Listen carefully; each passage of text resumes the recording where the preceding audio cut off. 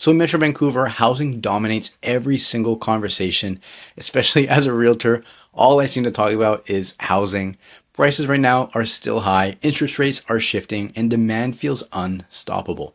But the dream of owning a home is powerful. Dreams don't always match reality. Today we'll break down who should hold off in 2025 and who should lean in, and how to make the right call for your situation. You'll build wealth. In 2025, the market is uneven. Some buyers could still see flat values, surprise costs, or lifestyle stress outweighing all of the benefits. Buying at the wrong time or even for the wrong reasons can leave you house poor instead of financially secure. And in this video, we're going to get into 3 reasons why some shouldn't buy a house in 2025. So number 1 is financial risk. Mortgage rates have eased from the 2023 peak, but they're still historically high compared to the 2010s. If your income is unpredictable, for example, you are contract work or commission based or heavily reliant on overtime, locking into a mortgage today could actually strain your budget. Refinancing may not bring major relief if rates don't fall as much as they're expected to. So a hidden risk for this type of scenario is your monthly payments will eat more than 40% of your take-home pay. You're definitely considered overexposed. You risk sacrificing your lifestyle and flexibility, retirement savings, or even emergency preparedness. Lenders right now are stress testing buyers at rates of about 2% above their contract rate. That means you qualify for less than you ever have, and some buyers can't even get approved at all. Reason number 2 are hidden costs. So beyond the sticker price of the home ownership comes with non-negotiables that you need to budget for. This includes property transfer tax, which is going to be typically the biggest portion that you need to pay. On $1 million purchase, you're looking at $18,000 in property transfer tax. Then there are lawyer fees, which can run you above, around $2,000. If you're buying and selling, it's double. Then home inspection, appraisal fees, strata fees, property insurance.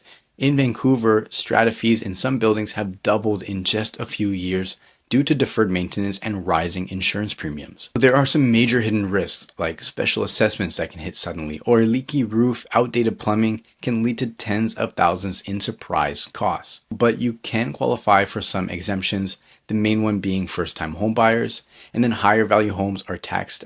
It is unavoidable here in BC, but there is a benefit. If you are a first-time home buyer, there are some exemptions for you. When you're looking at more expensive homes, they're usually taxed at higher rates. And then looking at, let's say, insurance. So insurance regulations have also made some older condos harder and more expensive to insure. So if you're a buyer and you're counting every single dollar for the down payment, you may not be ready for the real costs of home ownership. So work with a professional realtor to review your costs of purchasing a home and what your monthly expenses are going to look like. Because owning a home requires cushion for the unexpected. You need to be able to put some money aside for things that come up unexpectedly, and in home ownership, these types of things always do come up. And then the third reason why you shouldn't buy a home in 2025 is market and policy uncertainty. But that doesn't mean every purchase is safe.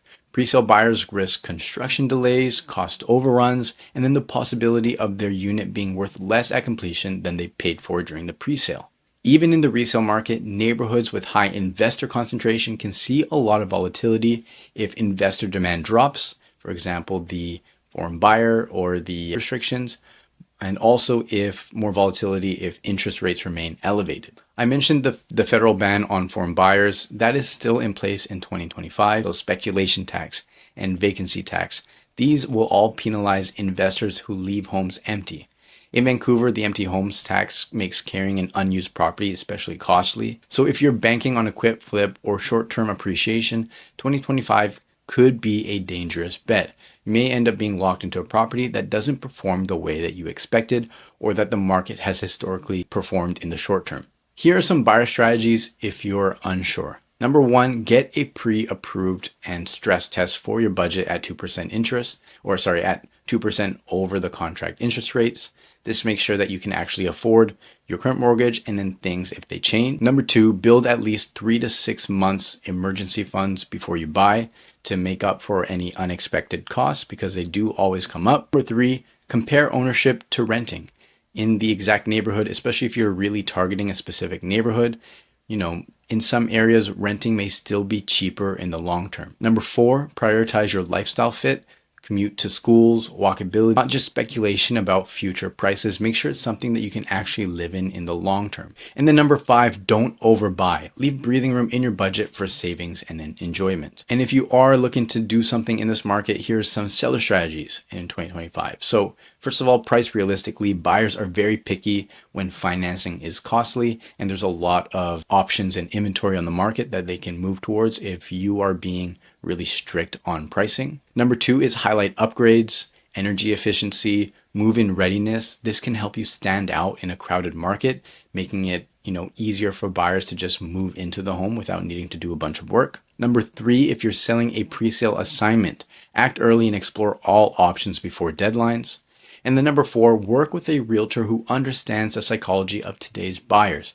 Urgency is lower and trust is more important. So to summarize, who shouldn't buy in 2025? Buyers that are stretched beyond 40% of their household income, households with unstable income or no savings buffer, speculators looking for a fast flip or short-term appreciation, and first-time buyers rushing because of FOMO without calculating long-term costs. But now, who should actually buy in 2025?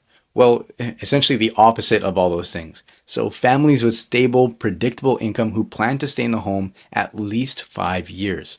When I'm working with buyers, we're looking typically 5 years out because that gives you a lot of time to have some appreciation and equity build up in the home and then outweigh any short-term fluctuations in the market and really start to benefit from the overall long-term gains. Next are renters facing steep and consistent rent hikes.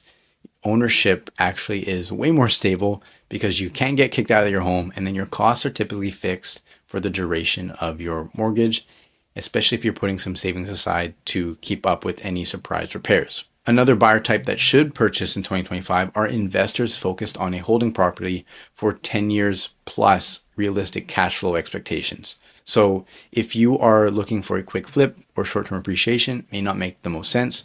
But if you're able to get a good property on a good piece of land for a really good price, which should be very doable in this market, you could see some very, very good long-term gains. I've got 2 more. So the next buyer who should buy in 2025 are buyers with strong emergency savings who are prepared for repairs, special assessments, or income changes. This is especially true if you're looking at purchasing pre-sale because things can change over the span of 3 to 5 years during the building's construction, especially if things start to get delayed.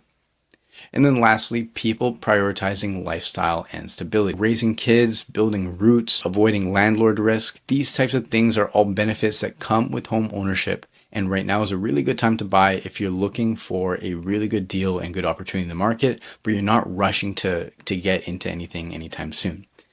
In this market, patience is so important. And if you're a buyer, patience can actually be used to your advantage because you can learn what things are worth, where prices are going, and what is actually a really good deal. So in conclusion, buying a home in 2025 isn't universally bad. For most buyers with stable finances and a long time horizon, it makes sense. But for a smaller group, those stretched thin, betting on flips, or ignoring hidden costs, waiting could save you serious stress and money. So if you're unsure, don't rush. Talk to a financial advisor, run the numbers carefully, and buy on your own terms. If you found this video breakdown helpful, hit subscribe. I have a ton of videos like this on Metro Vancouver housing, market updates, so be sure to check out those.